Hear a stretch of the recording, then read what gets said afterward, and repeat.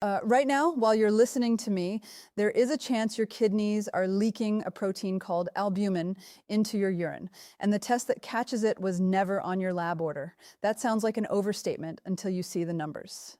A study published in the journal Hypertension in 2000, Hypertension 2021, analyzing 3.6 million adults across 44 countries, found that only 1 in 25 people on blood pressure medication, about 4%, has ever had this urine test ordered. A second study in JAMA Network Open in 2023 looked at nearly 200,000 American patients and found that when albumin is leaking 2/3 of the time, nobody catches it. The guideline that says to run this test was written in 2012. We are 13 years late. Here is what's hard to sit with. Albumin is the most abundant protein in your blood. It is the protein that holds water inside your blood vessels instead of letting it leak into your tissues.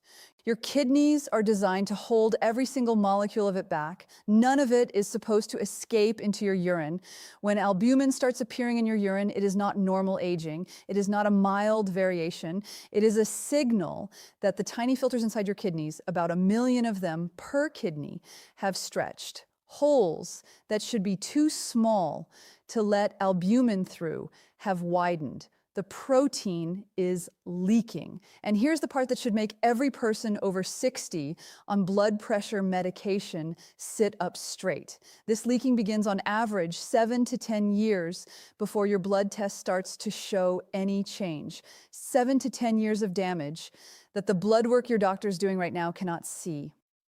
You are in one of two situations at this moment, and the only way to know which one is to run the test that was never ordered. So here is what the next hour does for you. By the time we are done, you will know the exact name of the test, 3 letters, and you will know how to find out in less than 60 seconds whether it has ever been ordered for you. You will know the 2 numbers, 30 and 300, that decide whether your result is fine, early stage trouble, or the kind of result that changes the conversation with your doctor next week. You will know why your blood test can read perfectly normal while this is happening, and the answer involves something most doctors are still learning about how aging muscle distorts the kidney number you have been told to trust. You will know the one sentence to say at your next appointment, not paraphrase, not generally, the exact words in the order they should come out that get this test on the order before you leave the room. You will know what your doctor's face is likely to do when you ask, and what each of those expressions means for how to respond. And you will know by the end what to say to your sister or your husband or the friend you walk with on Tuesdays, the one who is also on blood pressure medication and has also never had this test. Because once you know what to look for, it is impossible to unsee it on the lab printouts in your own family. One thing before we go any further, do not stop your blood pressure medication based on anything in this video. Do not skip a dose. Do not cut a pill in half. What we are doing here is learning something so that you can have a much better conversation at your next appointment.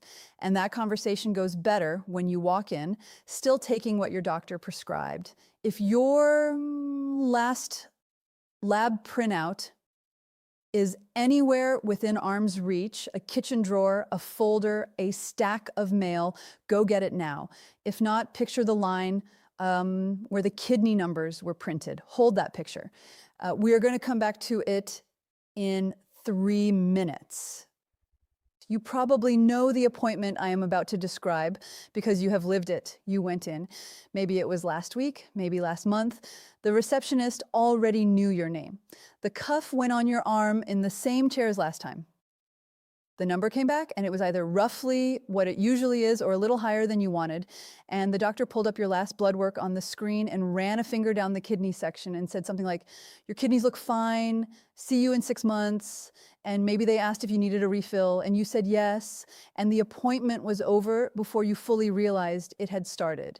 And then somewhere between the parking lot and your kitchen, the question came back. The one you did not ask because you did not have the words for it. The one that goes something like, "But how do they actually know my kidneys are fine?" They did not really look at them, did they? You're not wrong to wonder. Here's the part of this that almost nobody says out loud. A 2025 systematic review of more than 30 studies covering over 29 million patients looked at how often patients with high blood pressure are actually screened for the kind of kidney damage hypertension causes. The headline finding, the one that ended up in the conclusions, was that across health systems worldwide, only between 4 and 17% of hypertension patients ever get screened. In some systems, it was as low as 4.5%. That means at least 83 out of every 100 people on blood pressure medication walk out of their appointments today exactly the way you have been walking out of yours. Unscreened, unmeasured, unchecked for the one thing that long-term blood pressure does to kidneys first. This is not because your doctor does not care. We will come back to that. There is a specific structural reason this is happening, and it is not laziness or negligence, but the reason matters less right now than the simple fact that you are not alone in this gap, and the gap is real and it is closable. By the end of this hour, you will have the words. Before we go further, sort yourself into one of 3 groups because the conversation at your next appointment is slightly different depending on which one you are. The first group is the person who has been on blood pressure medication for 5 years or more, whose last eGFR was somewhere between 60 and 90, which means the lab marked it as normal or near normal, and who has never had a urine test of any kind in connection with their kidneys. If that is you, you are in the largest group, and the segment you need to pay closest attention to is the one on the conversation with your doctor, because the test you need is straightforward to order, and the answer comes back fast. The second group is the person whose eGFR has been slowly drifting downward over the last few years, maybe from 75 to 68 to 62, and whose doctor has used the phrase normal for your age, but who has noticed other things? Slightly more swelling in the ankles by evening, urine that occasionally looks foamy in the toilet bowl, getting up to urinate more often at night than 5 years ago. If that is you, pay close attention to the warning signs segment, because the absence of a urine test means your symptoms have not been connected to the lab results yet. The third group is the person who has already been told they have stage 2 or stage 3 chronic kidney disease, who is on blood pressure medication partly to protect the kidneys, and who has been getting eGFRs but is not sure whether they have ever had the urine albumin test. If that is you, the part of this video most relevant to you is the section on what the result number actually means. Because for you, the difference between 30 and 300 is the difference between 2 completely different treatment paths. No matter which of the 3 you are, the mechanism underneath is the same, and it starts with something your kidneys do that no standard blood test was ever designed to measure. To understand what your blood test cannot see, you have to picture what your kidneys actually do, not the abstract textbook version, the kitchen version. Picture a colander, the thing you drain pasta in. A colander has one job, which is to let the small stuff through, the water, the steam, and hold the big stuff back, the pasta. A working kidney is exactly that, multiplied by about 1 million. Inside each of your kidneys, there are roughly 1 million tiny filtering units called glomeruli. Each one is a little ball of blood vessels wrapped in a membrane with holes in it. The holes are the size that lets water through, lets waste products through, lets electrolytes through, but holds back the big stuff. The big stuff is mostly protein, and the most abundant protein in your blood, the one that makes up about 60% of the protein in your bloodstream, is albumin. Albumin is essential. It is the protein that holds water inside your blood vessels instead of letting it pool in your tissues. It carries hormones. It buffers your pH. It is supposed to stay in your blood, period. A healthy kidney holds back essentially all of it. The amount that escapes into your urine in a healthy adult is so small it is measured in milligrams per day, and it should be under 30 milligrams. Now picture the colander again. Picture what happens if, over many years, the holes in the colander slowly stretch. Not dramatically, just just a little. Just enough that some of the pasta starts slipping through. The colander still drains the water at a normal speed. It still feels like a working colander, but pasta is now in the water you are about to throw down the sink, and you do not see it unless you look. That is what aging plus blood pressure does to a kidney glomerulus. Here is the research that establishes it. In 2021, a team coordinated by Dr. Joseph Koresh at Johns Hopkins Bloomberg School of Public Health, working with the CKD Prognosis Consortium, an international research collaborative, published a study in the American Heart Association journal, Hypertension. The lead authors were Dr. Young-Im Shin and Dr. Alex Chang. The study did something almost no individual study can do. It combined patient-level data from research cohorts across 44 countries, totaling over 3.6 million adults. The single question they were trying to answer was, how often is albumin leakage actually being measured in the patients who need it? Measured the most, the patients with high blood pressure and the patients with diabetes. The answer for the hypertension patients without diabetes was 4.1%, about 1 in 25. And the same study found that when you look at the population that does get tested, between 13 and 20% of those patients have measurable albumin in their urine, which means the math, when you do it, suggests that millions of people with high blood pressure have albumin leaking into their urine right now, and nobody's looking.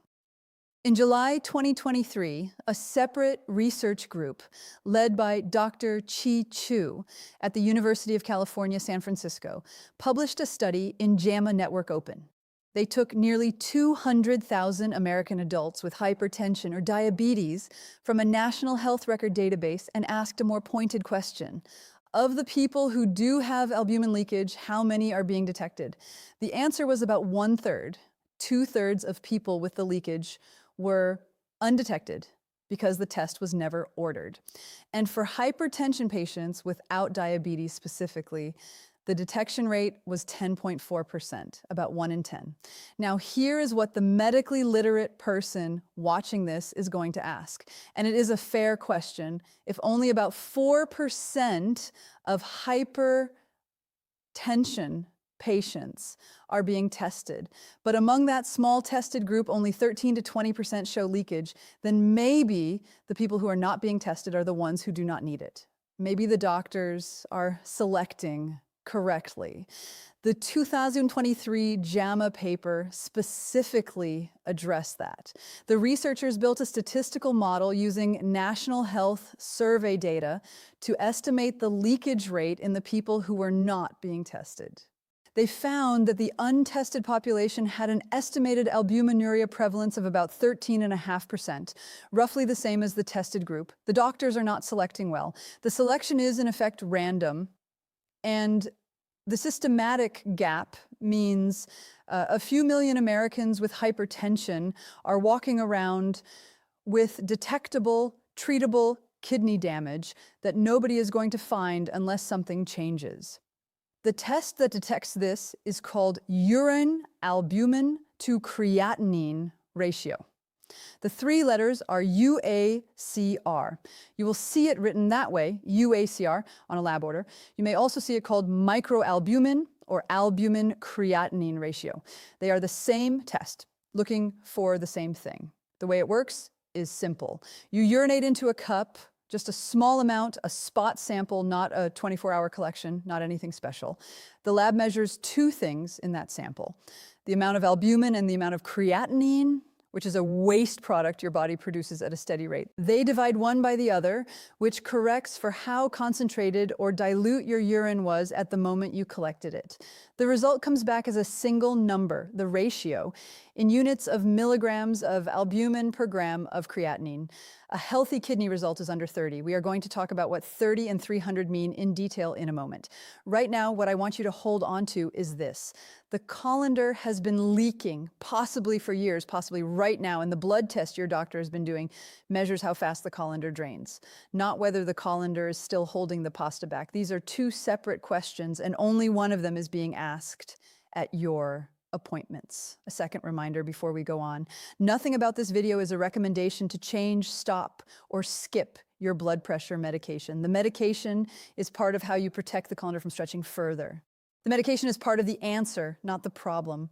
What we are doing is adding a question to your appointment, not subtracting a treatment. The question sitting in your head right now is probably this: how do I know if this is happening to me?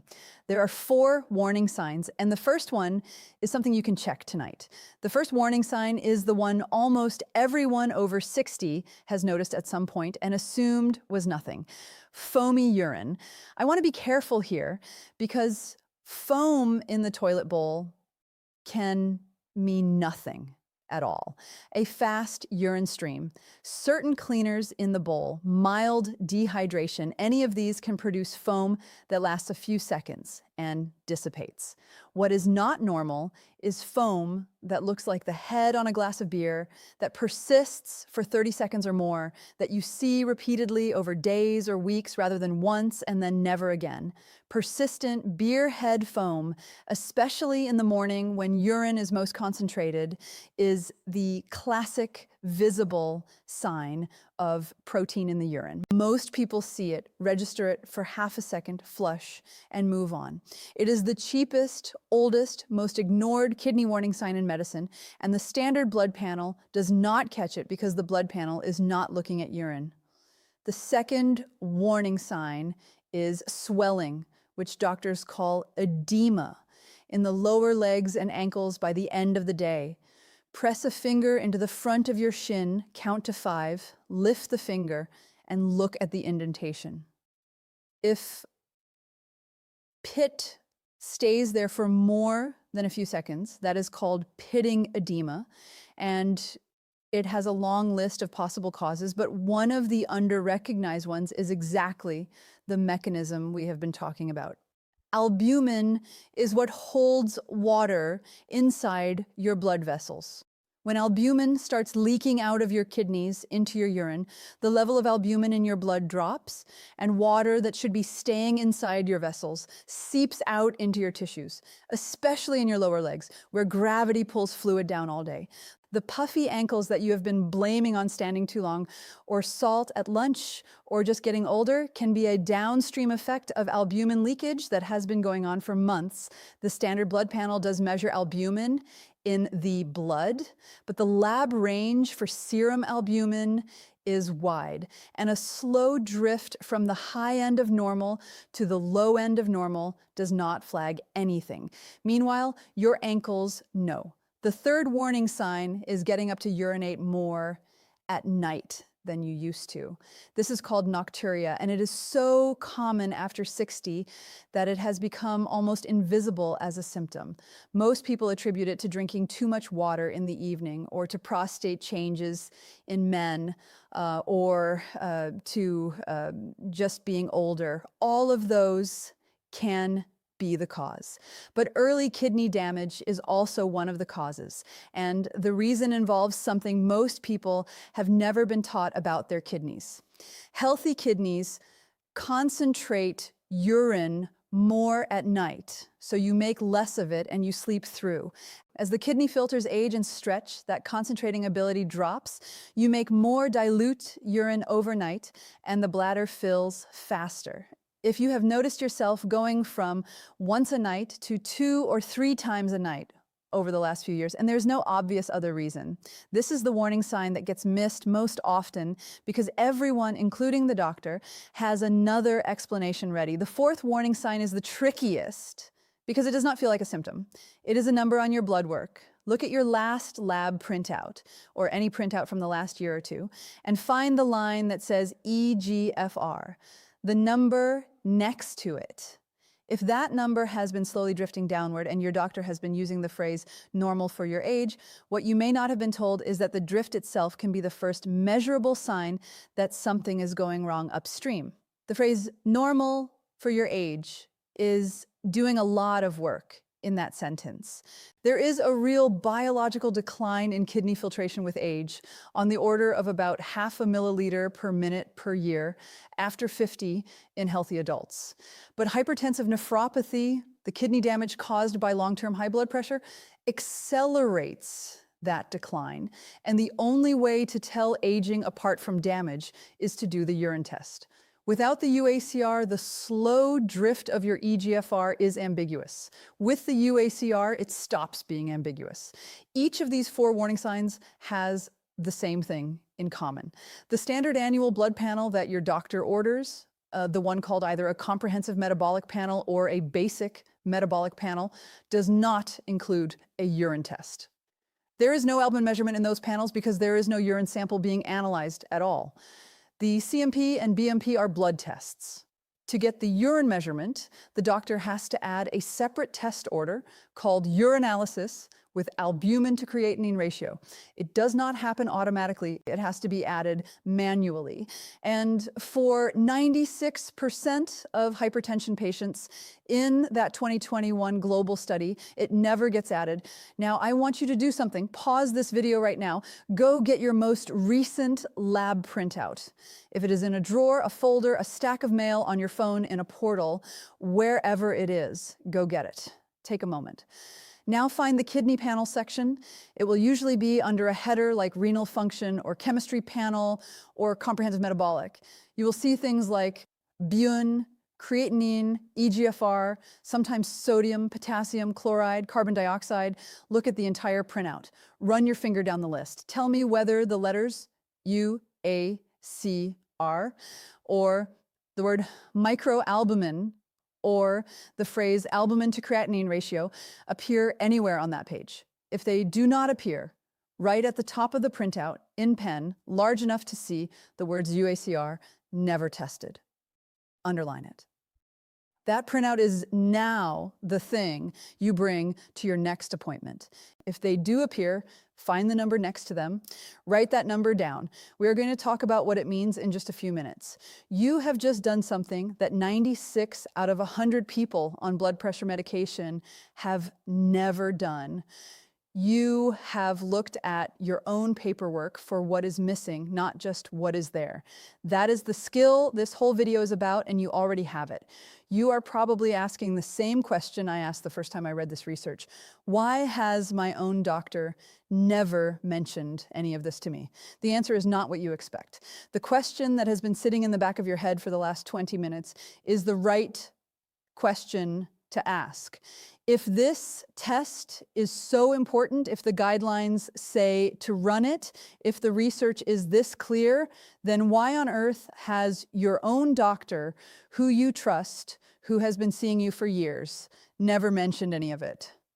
The answer is structural, and it is not what the internet usually tells you it is. It is not negligence. It is not a conspiracy. It is not because the test is expensive. It is not because the doctor does not care. It is something quieter and more frustrating than any of those. And it is worth understanding clearly, because once you see it, you stop being angry at the wrong person and you start being effective with the right one. Here's what is actually happening. The average primary care doctor in the United States is responsible for somewhere between 2,000 and 2,500 patients. That is the panel size, the number of people for whom that doctor is the named primary physician. In a typical workday, that doctor will see somewhere between 18 and 25 patients. Each appointment is scheduled for 15 minutes. Inside those 15 minutes, the doctor has to greet you, review your chart, listen to whatever you came in to discuss, examine you, decide on a plan, document the visit, place the orders, manage the prescription refills, address anything new the staff has flagged, and get to the next patient. Studies that have actually timed primary care appointments find that the average doctor spends somewhere between 12 and 16 minutes face-to-face with each patient. And the time spent on each topic within that appointment is, on average, somewhere around 2.5 minutes. Inside that constraint, the doctor's brain runs on what cognitive scientists call pattern recognition.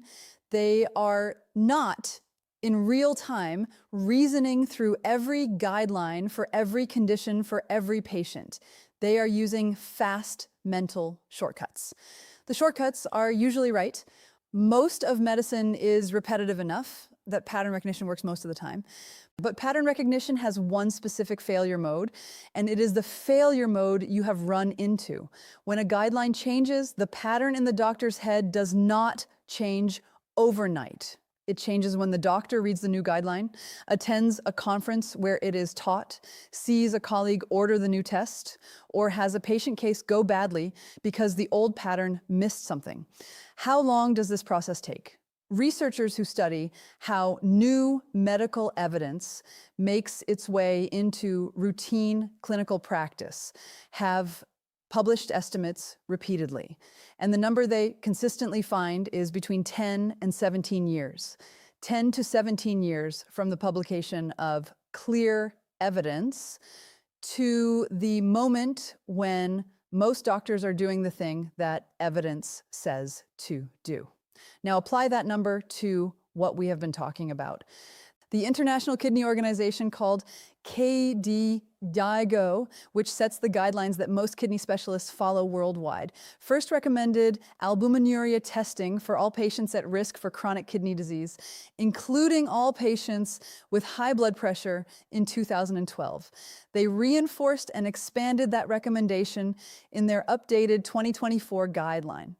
The American Heart Association and the American College of Cardiology, in their 2025 hypertension guideline, now recommend that every patient with high blood pressure get a UACR test at least once a year. The evidence has been clear for 13 years. The guideline has been clear for 13 years. And the gap between evidence and practice, the 10 to 17 year lag, is exactly what you are sitting inside right now. This is not negligence. This is the lag built into how medicine moves. It is also worth saying out loud what your doctor's doing while your doctor's checking your blood pressure. Your doctor is renewing your medication. Your doctor is running the comprehensive metabolic panel, which catches some things, just not this thing. Your doctor is watching for the obvious signs of trouble. Your doctor is doing the job the system has trained them to do. And they are doing it inside a 15-minute window for which the only thing the system automatically queues up is a blood panel. There is no electronic prompt in most primary care systems that says this patient is on blood pressure medication and has never had a UACR. Add it now. The order has to be placed manually by a person whose hand is already on the doorknob. There's one more piece of this worth knowing. Even when doctors do know about the UACR, there is a small but real reason they sometimes hesitate to order it on a routine basis. The reason is that a positive result, an albumin number above 30, opens up a conversation that takes more than 15 minutes. It means a confirmatory test in 3 months. It means possibly adjusting the medication regimen, possibly adding an ACE inhibitor or ARB if the patient is not already on one. It means follow-up. In a system where appointments are 15 minutes and the doctor is already running behind, the calculation, mostly unconscious, is sometimes to focus on the things that are already on the screen rather than open a new thread.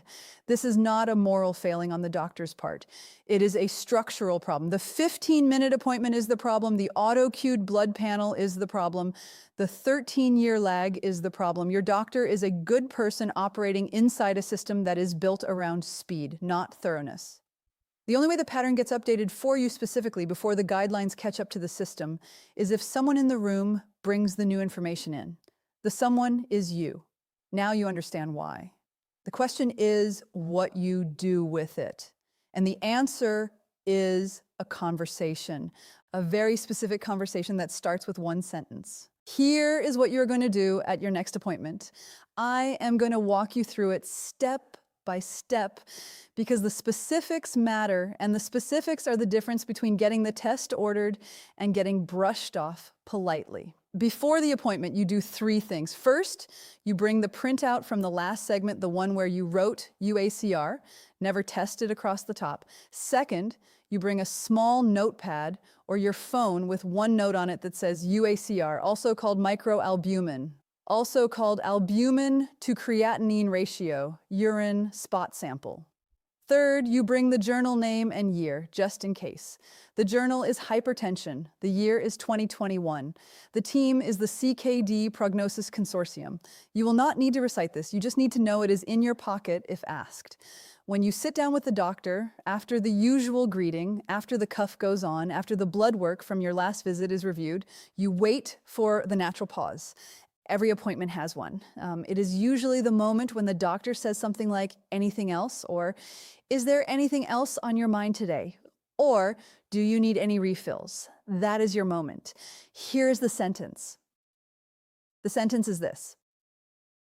I have been reading about a urine test called UACR, the urine albumin to creatinine ratio, and I learned that the 2024 KDIGO guideline and the 2025 American Heart Association hypertension guideline both recommend it annually for blood pressure patients. I have been on blood pressure medication for, insert your number, years, and I do not see it on any of my lab printouts. Could we add it to my next set of labs? Read that sentence again in your head. It does three things. It names the test correctly. It cites the two most authoritative guidelines without sounding like you are quoting at the doctor. And it asks a question which is harder to refuse than a demand. Now, here is what happens next. There are three responses the doctor is likely to give, and you should be ready for each one. The first response, the most common one, is, that is a good idea. Let me add that. The doctor will type something into the computer. The order will be placed. You will get the urine cup either before you leave that day or at your next blood draw. You say thank you, and you move on. This is roughly half of the appointments, maybe a little more. The second response is, that is usually only for diabetic patients. Your kidneys look fine on your blood work. This response is well-meaning and slightly outdated. The 2025 AHA guidelines specifically extended the annual UACR recommendation to all hypertension patients, not just those with diabetes. If you get this response, your reply is calm and short. You say, I understand, and I read that the 2025 hypertension guideline now recommends it annually for all patients on blood pressure medication, not just diabetic patients, because of how long-term blood pressure can affect kidney filtration. Would you be comfortable adding it just to have a baseline? That last phrase, just to have a baseline, is the magic phrase because no doctor objects to a baseline. A baseline is a clinically reasonable request that does not commit anyone to anything. Most doctors who give the second response, when met with the baseline phrasing, switch to the first response and order the test. The third response, which is rare but happens, is, I would rather not run that test right now. There can be reasons, sometimes about timing, sometimes about insurance, sometimes about the doctor's preference for ordering things in a different sequence. If you get this response, do not argue, do not push, do not get visibly frustrated. Instead, you say one more sentence, and this is the most important sentence in this entire video. You say, I understand. Would you be comfortable noting in my chart that I asked about a UACR test today and that we agreed not to pursue it at this time? Let me explain what that sentence does, because it is the keystone, and once you understand it, you will use it for the rest of your life. That sentence does not threaten the doctor. It does not challenge the doctor's judgment. It does not create a confrontation. What it does is create a written record in your medical chart that you asked an evidence-based question and that a clinical decision was made. It is documentation, and documentation is the thing that changes what happens next. If your kidney function ever does decline, that note in the chart is the trail that shows you were paying attention and engaged. It also, in practice, often causes the doctor to reconsider. Doctors are aware that anything they document is part of the record forever. When you ask for documentation of a refusal, many doctors will quietly decide that ordering the test is the cleaner path, not because they are afraid of liability, but because they are reminded in that moment that the test is on the guideline and the patient is engaged. The chart documentation request is the gentlest possible nudge that almost always works. Now, 3 things you absolutely do not do at this appointment. You do not argue. The doctor is not your adversary.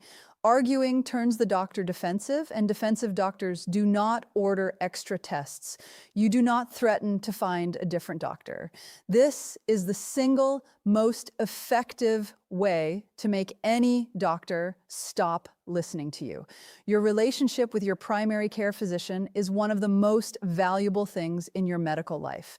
Protect it. And you do not get angry even if you feel like you have a right to be. You may have been on blood pressure medication for 15 years. You may feel that someone should have ordered this test years ago. You may be right about that. But the appointment in front of you is not the place to relitigate the past. The appointment in front of you is the place to get the test ordered for the future. About cost. The UACR test is inexpensive. The lab cost, if you were paying out of pocket, is usually somewhere between $15 and $40, depending on the lab. Almost all insurance plans, including Medicare, cover it as a standard lab when the doctor documents the clinical indication, which for you is hypertension, plus the screening recommendation in the AHA 2025 guideline. If you are on Medicare, it is covered. If you have private insurance, it is covered the same way other routine lab work is covered. This is not a barrier you have to worry about.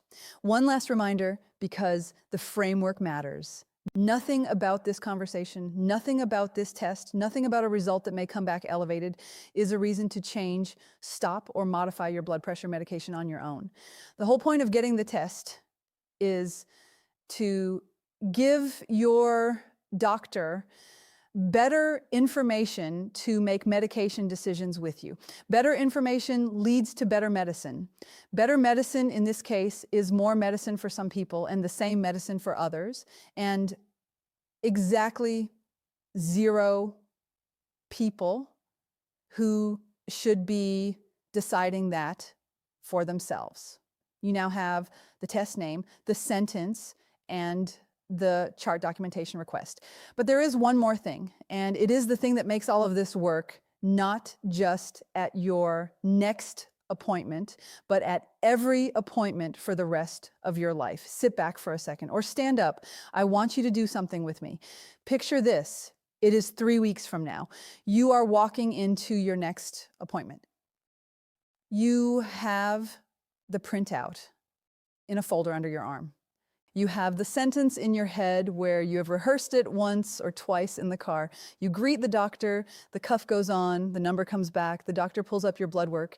And when the natural pause comes, the moment when the doctor says anything else, you take one quiet breath and you ask. You say the sentence. The doctor pauses for a moment, looks at the screen, looks back at you and says, "That is a good idea. Let me add that." The order goes into the computer. You walk out of that appointment with a urine cup in your hand or with the order sitting in the system for your next blood draw. You drive home. The drive home is different than the drive home from your last appointment was. You are not asking the question in the car. The question has been answered. Somebody finally looked. Now picture this. 2 months later, you're at a meal, a family dinner, or coffee with a friend you walk with on Tuesdays, or a phone call with your sister who lives in another state. The topic of health comes up the way it does in this stage of life. Maybe a bottle of medication comes up. Maybe somebody mentions an appointment they have coming up. Maybe they mention that their doctor said their kidneys look fine. And you say, "Can I ask you something? Has your doctor ever ordered the urine test?" Not the blood test, the urine test for albumin.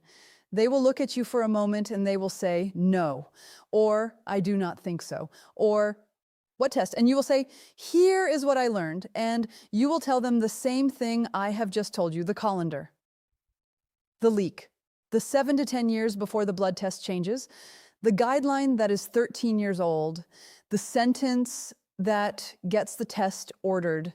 The conversation goes for 10 minutes or 20 or an hour. And somewhere in it, the person you are talking to says, "I am going to ask my doctor about this." And they do. And you have just changed the trajectory of someone you love. That is the identity I want you to step into. Not a person who knows one fact about one test. A person who reads the lab printout for what is not on it, not just what is. A person who walks into the appointment with one quiet question. backed by a journal name.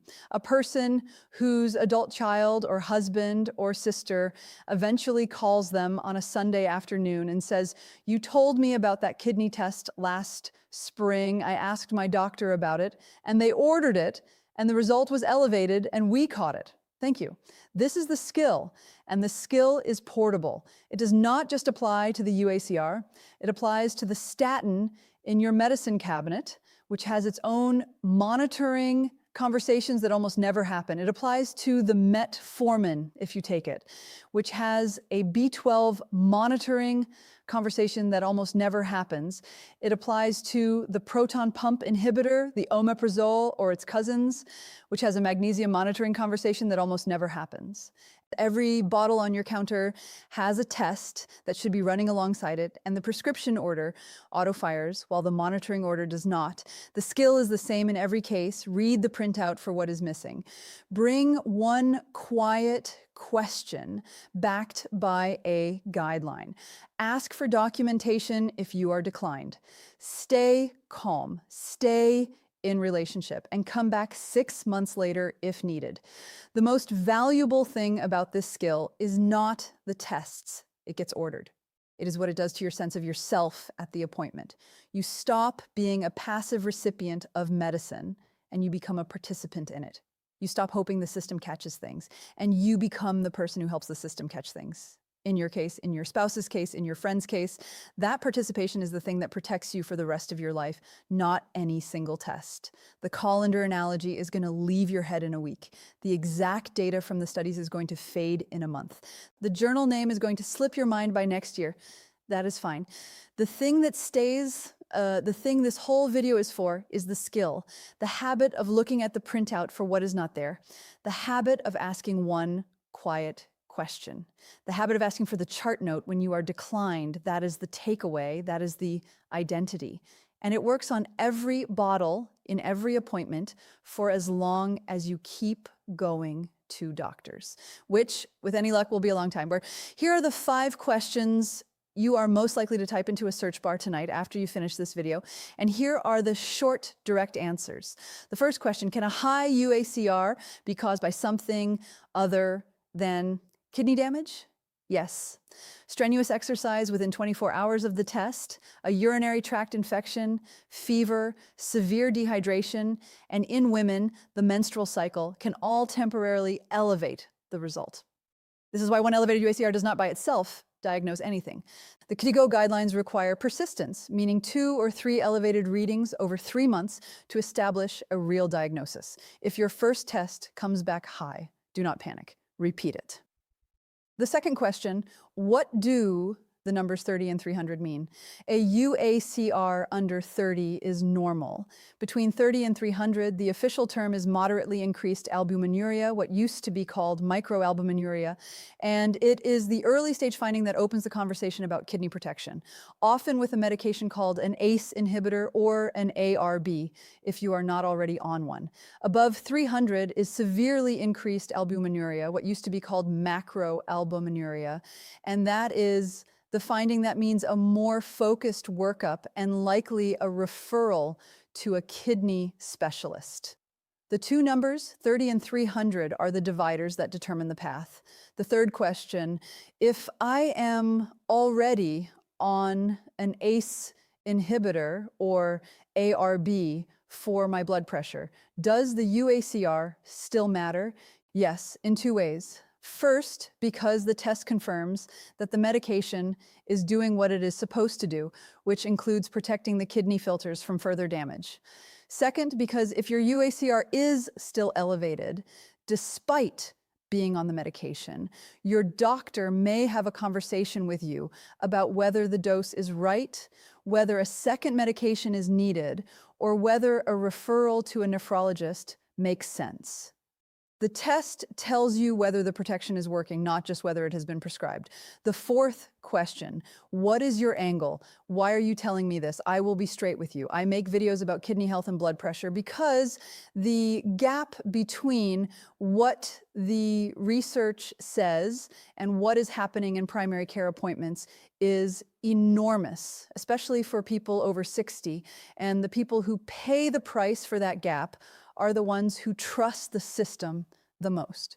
My only ask at the end of every video is that you take one specific action and that you share it with one person. That is the entire business model of this channel. The action is real. The test is real. The guidelines are real. I do not sell UACR tests. I do not benefit from your doctor ordering one, and I am not affiliated with any laboratory company. I am telling you this because someone needs to and because nobody else seems to be doing it.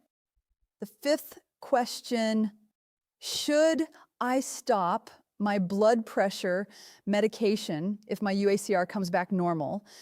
Absolutely not. Do not stop your blood pressure medication based on a UACR, a video, a friend, a forum post, or anything other than a conversation with the doctor who prescribed it. A normal UACR means the medication is doing its job. The job continues only as long as the medication continues. Stopping the medication on your own is the single fastest way to undo the protection. If you and your doctor decide to adjust the regimen down the road based on multiple results and a careful conversation, that is a real possibility for some patients. But the decision is made together, slowly and never alone. Step back from the UACR for a moment, because the bigger thing this video is about is not the urine test. The urine test is the example. The wider truth, the thing this skill applies to, is that almost every medication on the counter in front of you has a monitoring test that should be ordered alongside it.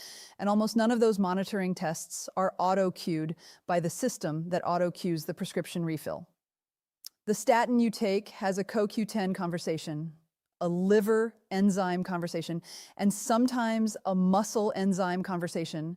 And most patients on long-term statins have had at most one of those checked since they started the medication. The metformin, if you take it, has a vitamin B12 conversation because metformin lowers B12 absorption over years. And many older adults on metformin develop a B12 deficiency that gets missed because nobody is checking.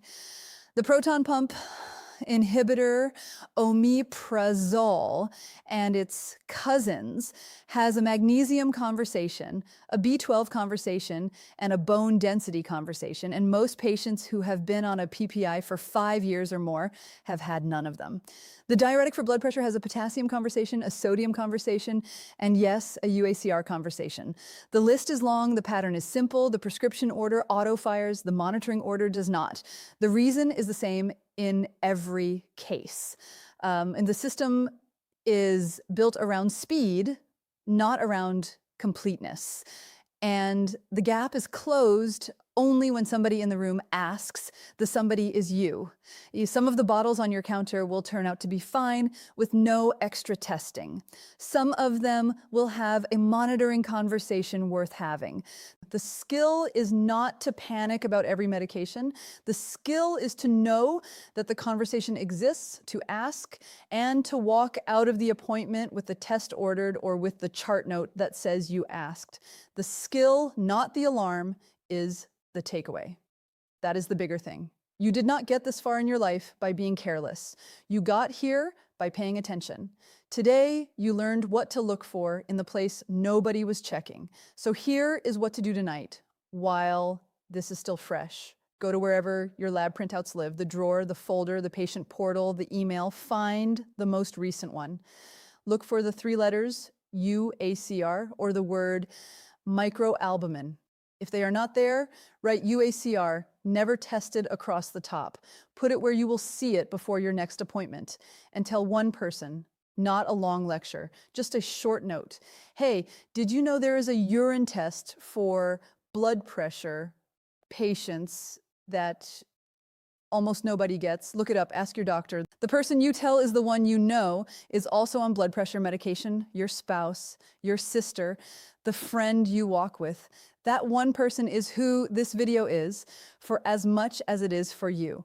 If your next question, after watching this, is what about the EGFR number on my blood work? Is that one reliable or is that misleading? Two, I made that video.